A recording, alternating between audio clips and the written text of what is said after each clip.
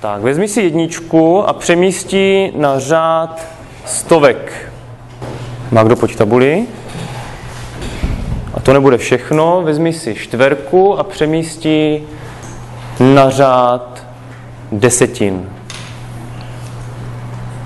Posaď se. Všichni přečteme číslo. 140,405 tisíc. Dobře. Vyměň trojku za pětku. Přečteme číslo. 105,403 tisíc. Tak, vezmi si čtverku a posun ji o řád doprava. Na který řád jsme přesunuli čtverku? Magdo? Na setiny. Přečteme. 105,43 tisíc. Tak, Verčo, pojď k tabuli. Všechny čtverečky teďka dáme pryč a budeme tvořit další příklady, ale tentokrát už je nebudu tvořit já, ale budete je tvořit vy. Takže kdo vytvoří první příklad? Magdo. Jedničku dáme na třeba 10 tisíciny, dvojku dáme na desetiny a pětku dáme na desítky.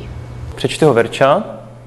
50,2001 desetitisícin. Dokázal by někdo z vás přečíst to číslo jiným způsobem? Martine?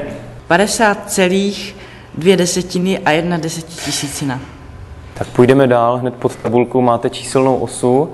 Ta číselná osa vypadá tak, jak máme na interaktivní tabuli.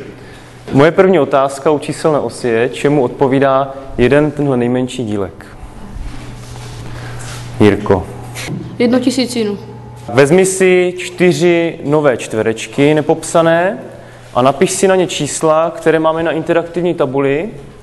Tak první číslo nám přečte Víťa.